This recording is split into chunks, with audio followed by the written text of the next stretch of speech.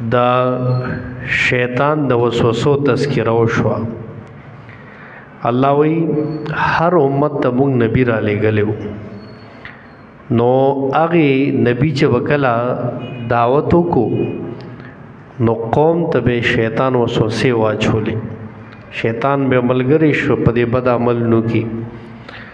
نو اوس دې آیات کې وایي د شیطان د وسوسې نه به څنګه بچ کېږي؟ په دې قرآن به بچ کېږي. چې قرآن سره دې تعلق نو شیطان تعالی جخت هم نشي راتلی. نو قرآن سره خپل تعلق او خپل هغه چې کوم ربط دی هغه برقرار ساته. وما انزلنا الله وی نه دی نازل کړی مونږ علیک الکتاب پتا باندې کتاب الا لتبین مگر دې لپاره چې ته وضاحت وکړې لهم دوی ته الذی دغه مسلې اختلافو فيه چې دې خلکو اختلاف کړو باغی کې. قرآن الله را لېږلی دی څه دپاره؟ لتبین چې پیغمبر به د دې وضاحت کوي، د دې تشریح به کوي او د هغې مسلې تشریح به کوي چې کومو مسلو کې د دې خلکو اختلاف و د منکرینو. لکه مثلا توحید دوی پکې اختلاف کو، حالانکه دا د اختلاف نه پاکه خبره ده چې د یو الله عبادت وکړي. خودی خو به نور شریکان جوړول.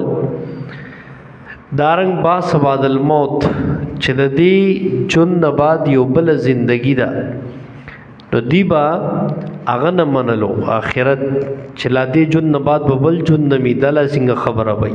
نو په دې کې به اختلاف کو. نو پیغمبر ته الله وی چې دا قرآن بیان کو دا اختلاف د دې خلکو چې کوم دی حل کا، یعنی دی اسی اختلاف په دې کې خدا واضح مسله ده. او دا دلیل هم دی چې قرآن کریم کې د اختلافي مسائلو فیصلې دي. که ستا یو مسله کې یو خبره کې شکی نو په قرآن به فیصله کې. قرآن چې کوم دی دا به تا ته صحیح وضاحت درکوي.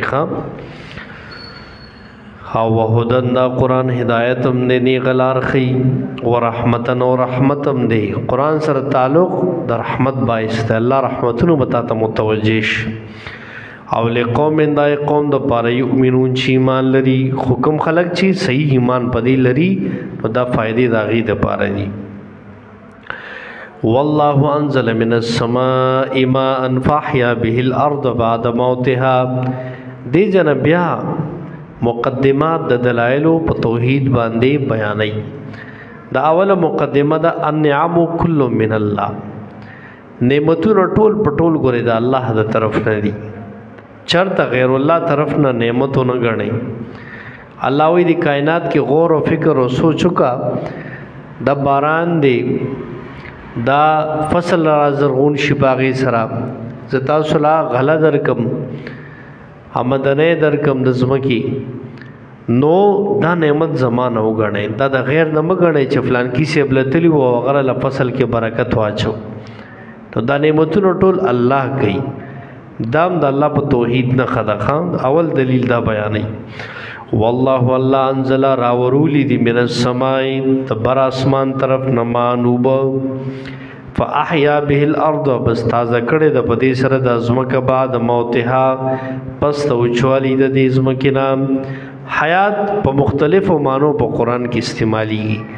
نو دلته حیات نه مراد او موت نه مراد هغه جن او مرګ زمونږ والا نه، بلکې حیات چې کله د ځمکې یا د بوټو حواله سره ذکر شي مراد ته تازگی، او موت نه مراد اوچواله. نو الله وی باران ضرورم هغه سره ځمکه تازه کم بعد موتها پس د اوچوالینا. ان فی ذلک لآیات بشک بده کې مخامخ دلیل لقوم نا قوم نو پر اسماء چاوري. اور بده کې دلیل لیکنا چې څنګه الله باران سره د ځمکه اوچا تازه کړه، نو دغه سي یو ځل بتا باندې مرګ راځي او بیا وت الله ژوند دی کوي. دغه ګور د باس بعد الموت دلیل دنه پروت دی. تب دوباره ژوند کېږي څنګه چې اوج بوټي ته وبو چې ورا شین شي او چې ځمکه باران پیوشي نو هغه زرخیز شي. نو داسې به تام الله راپورته کړي. نو د الله توحید ومنه او قیامت باندې یقین وساته. وَإِنَّ لَكُمْ فِي الْأَنْعَامِ لَعِبْرَةً دا بل دلیل دی. دا اوس د ډنګرو سارو کې الله دلیل بیانوي چې دې کې هم دا نعمتونو برکت ما چولې دی او مبارک فی کل شین هو الله، په هر څه کې برکت چون کې هغه الله دی. او دا برکت تاسو ته په دې آیات کې وَإِنَّ لَكُمْ وَبِشَكَا اشتستاسو د پاره فی الانعام په دې ډنګرو کې لعبرتن خامخ عبرت، په دې سارو کې یو عبرت تاسو د پاره، یو لوی سبق د عبرت پروت دی. څنګه وګورئ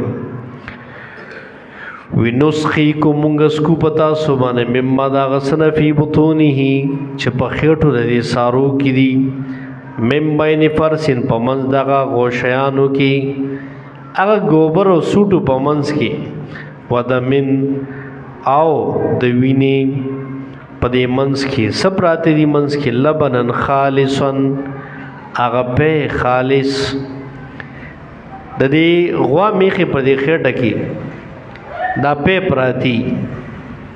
نو د پایونه یو طرف ته هغه ګندګي پرته ده هغه غوشیان او بل طرف ته ویني پرتی دي رګونه د وینو دي او منځ کې پکې دا خالص په پراته دي تک سپین. نو کله چې دا په اول شي هغه سارو والا نو تب پکې نه د غوشیانو بوی وی نه او نه پکې د ویني رنگ وی نه، د ملاوټ نه بالکل صفا او پاک. وګور الله رب العزت سوی څنګه چې دا پیز تاسو له خالص در کوما د ملاوټ نه پاک. وګورا د غوشیانو بوی پکې نشتا، د ویني رنگ پکې نشتا، خالص سوچخ په صفا سپین. نو دقه سے عبادت هم زما خاص کا، توحید هم زما خاص کا. دانا چې ته الله عبادت هم کې اول ته د غیر الله نه مدد غواړي، ته الله مرا مدد کې خور سره غیر الله مرا مدد کې، ته الله هم کوي خو پلان کې سه به هم کوي. اوس داستا ملاوت دی پاقیده کې، دا ته سکه ملاوت کې. نو ملاوت بچر ته هم په عبادت کې پاقیده کې نه کې الله سره.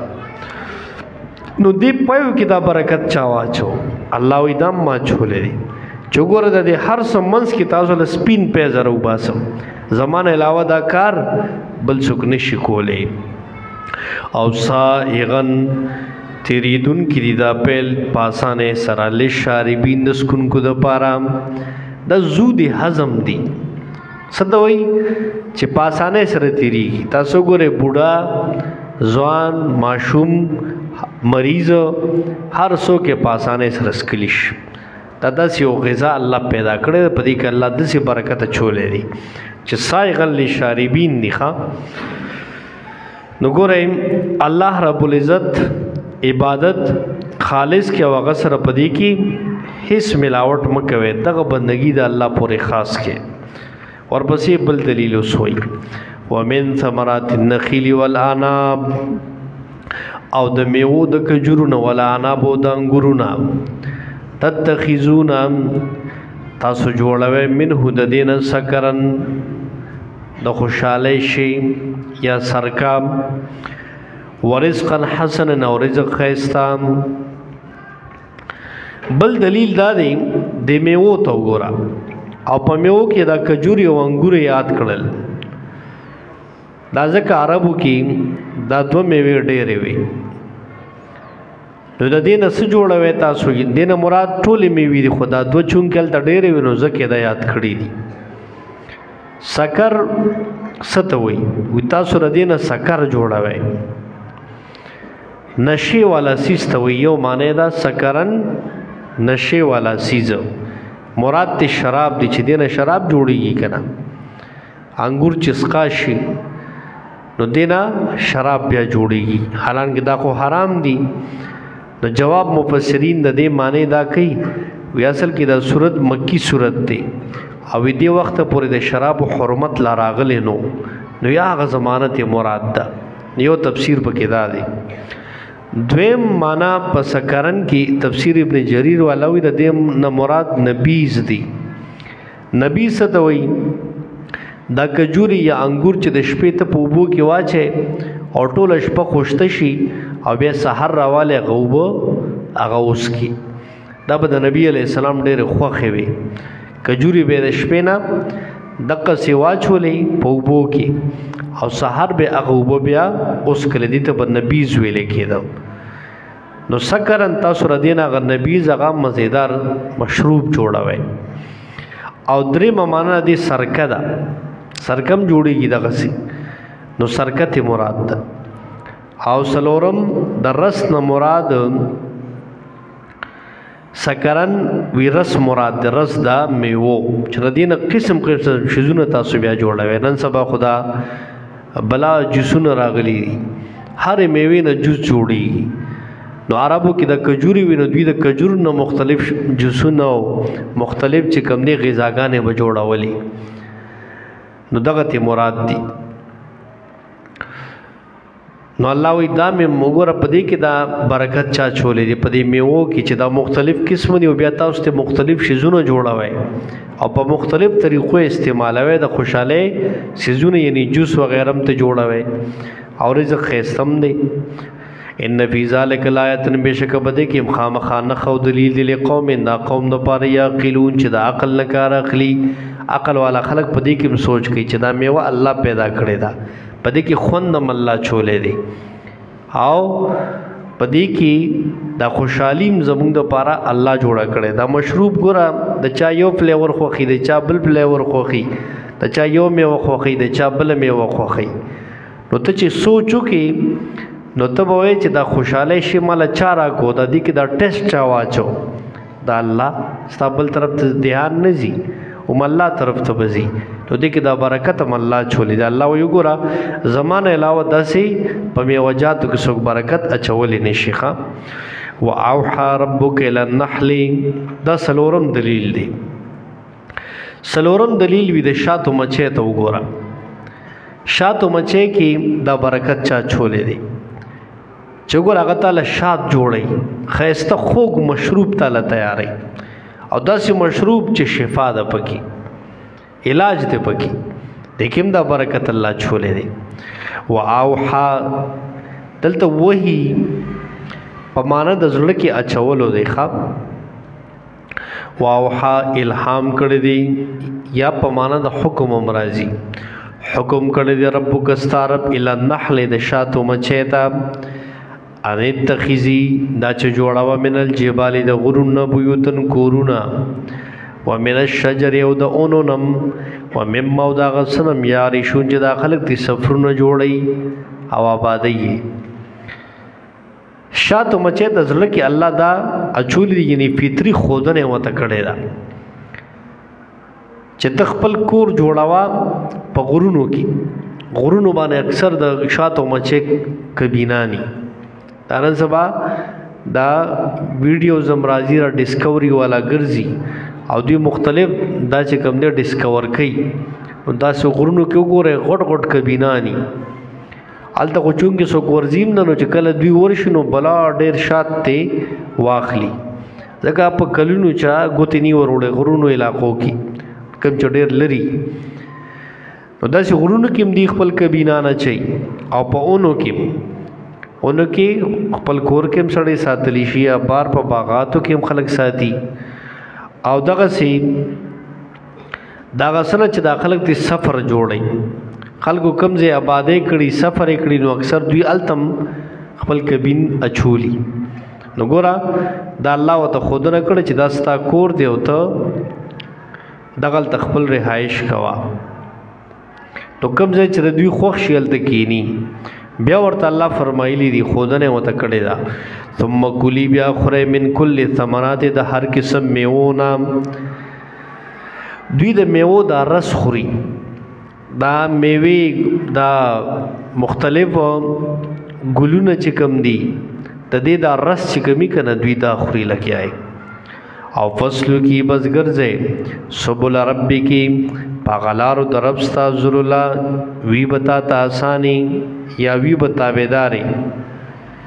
بیا الله ورته ویلي دي د شاتو مچۍ ته چې ګرځه په لارو د رب دی، دا ټولې لارې ستا د رب دی او ذلو لا آسان به تا ته، مطلب ته په آسانۍ سره تلې راتلې شي، یا ذلو لا تابعدار به تا ته. دا د دې مطلب دا دی چې دوی ډېرې لرې ځي په رس پسې، خو الله ته لاره نه یې رہی، واپس خپل قبیل نه ځان را رسوي. دا لار ورته الله تابع کړې او اسانه کړې ده. دوی ښه لرې لاړ شي او واپس خپل ځای نه هغه راځي.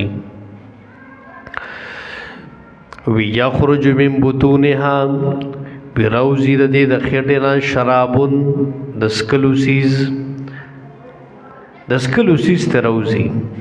مختلف الوانه، مختلف دي، تعلق نه دی پوهه دی بار بار ورځي د شي خرابوي، بزا پوی کاول بیا ور لګا کنه. یخرج من بطونها، او روزی د دې د خېټې نه شرابون، د څښلو څیز یعنی شات، د دې د خېټې نه شات روزي. شراب نه مراد دلته شات دي، د څښلو څیز. او بیا وایي د دې باره کې چې د دې رنګونه مختلف دي.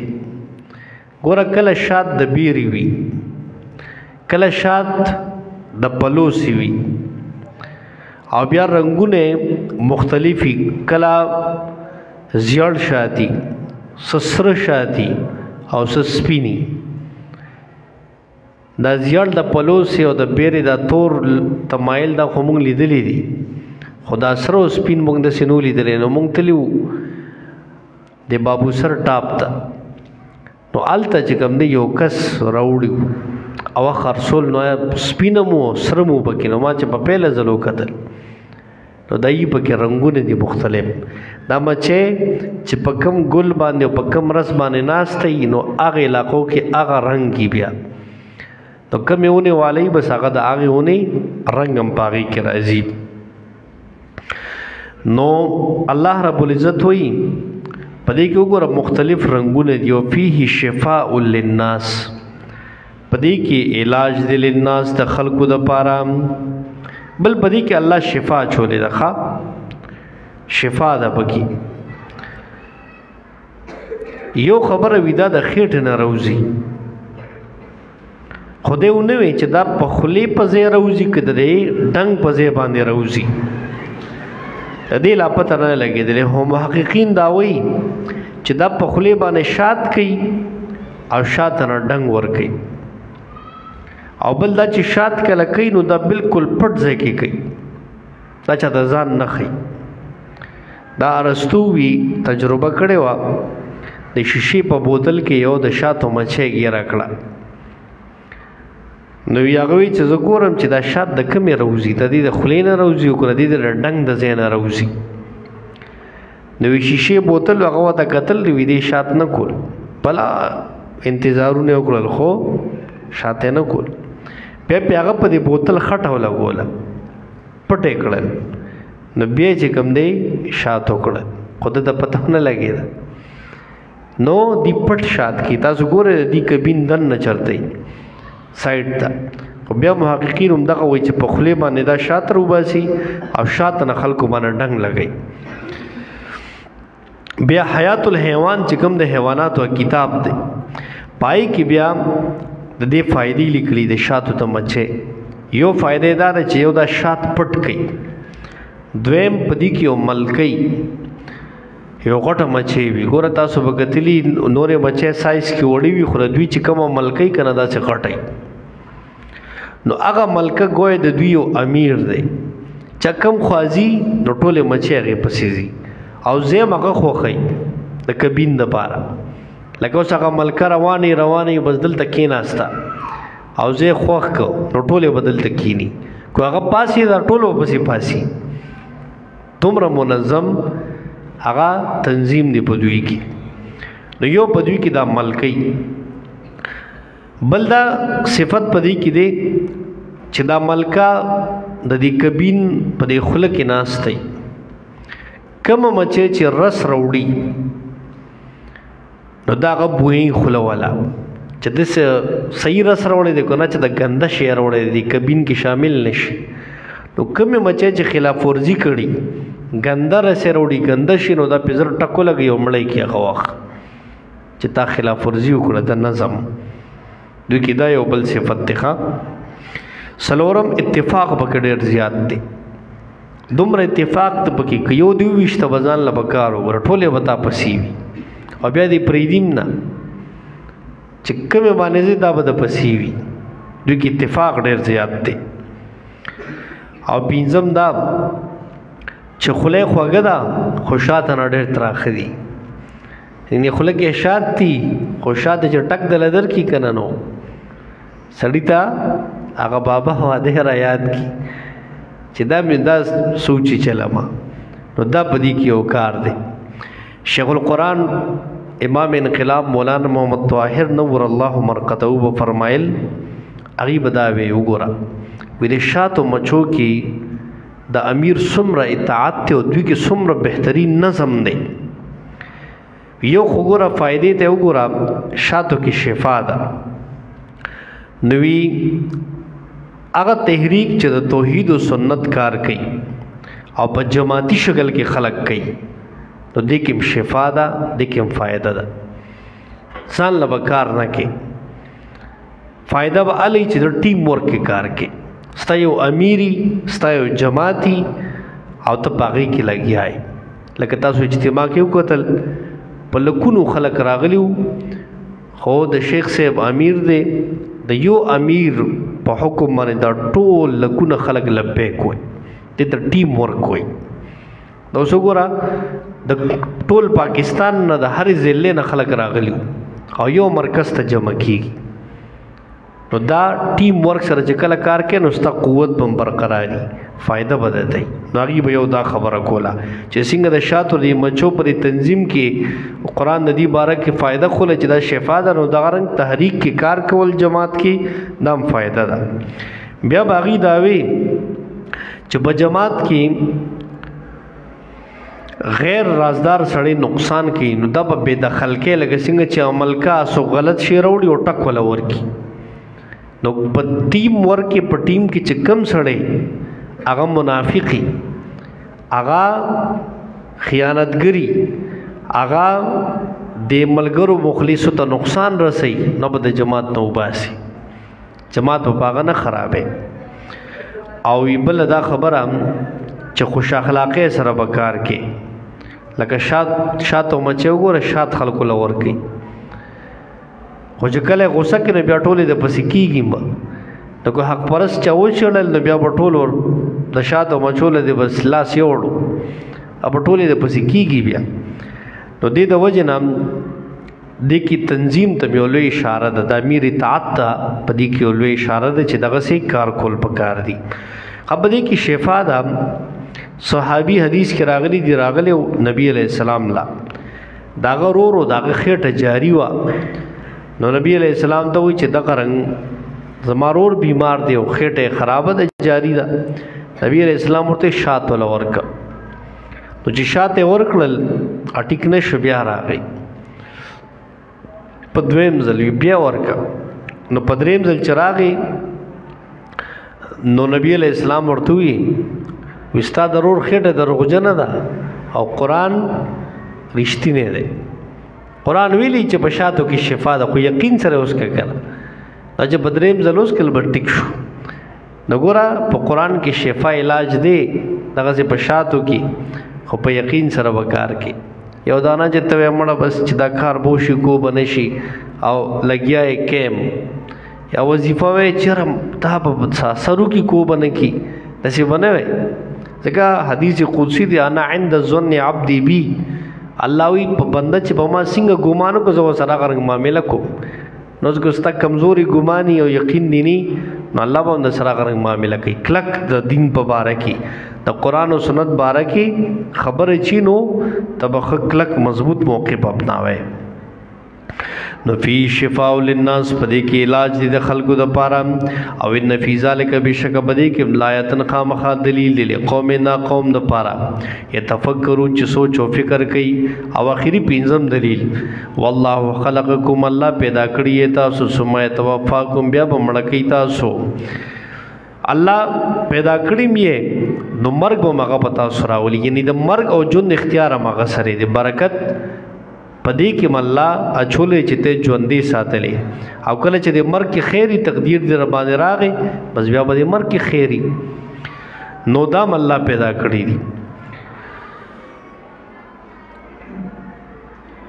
او منکم بعضی پتاس کې مناغد یورد الی ارذل العمر چې واپس کړی شغه ناکاره عمر تا لکای لا یعلم عاقبت داشي چې دې نه پوږي بیا بعد علم پس علم نشین په هیڅ باندې خبدي خلکو کې بعض الله ارذل العمر ورکی ارذل العمر اگر ناکاره عمر ته وای چې سړی دومره ډیر عمر والا شي چې عقل او ذهن او فکر کار پری دي دی واپس معشوم شي لکه معشوم چې نه پوي او ته وړه وړه خبره بار بار کې دی بیا په دې نه پوي ارذل العمر ته د وجنه نبی علیہ السلام د دې عمر نه پناهي غوښتوا حدیث کې راځي اعوذ بک من الحرم ان ارد الى ارذل العمر الله د بوډاوالي د موسی د داسې بوډاوالي چې زازر العمر ته لاړ شم دنه پناهي غواړي چې الله ګوره چاته محتاج نه کی لکه یو سړی ډیر زیات عمر والا شو او دا ذهن عقل کار پری دی بل ته محتاج شي کنه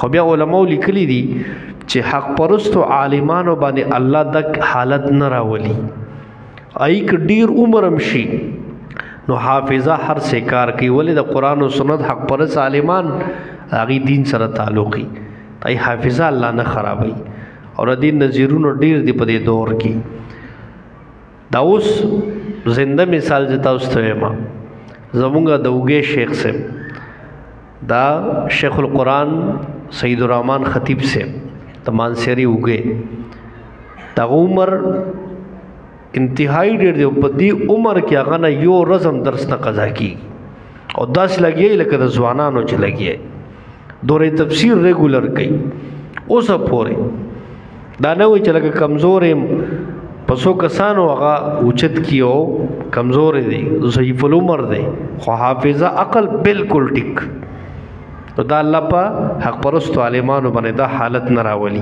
خدا الله په دعا کې چې الله مدد دین او ساتي نو بعضی پتا شو چې هغه چارج لومر تلاړ شي پس علم نه پسم نه پیږي ان الله علیم قدیر بشک الله پوي دی او قدرت والا دی نو ګورا هغه ذات چې د هر څه ذمہ دار دی هغه باندې عقیده او ساته او دغه توحید قائل شاه واخر دعوانا الحمدلله اللهم صل على محمد وعلى ال محمد كما صليت على ابراهيم وعلى ال ابراهيم انك حميد مجيد اللهم بارك على محمد وعلى ال محمد كما باركت على ابراهيم وعلى ال ابراهيم انك حميد مجيد اللهم انا على ذكرك وشكرك وحسن عبادتك اللهم اسنا عاقبتنا في الامور كلها واجرنا من خزي الدنيا وعذاب الاخره الله ستاسو کلام موږ په دې عمل توفیق راکړي قران او سنت باندې په هغه راکړي سنا حاضرین دې درس راغلي دي څوک لایو ګوري الله ټول لره دې بدلې سمورې دنیا آخرت کې ورکی بیماران څومره دي الله ټول مریضان له صحتونو ورکی ته چا څه شرعي مرادونه الله دې پوره کړي ربنا ظلمنا انفسنا وان لم تغفر لنا وترحمنا لنكونن من الخاسرين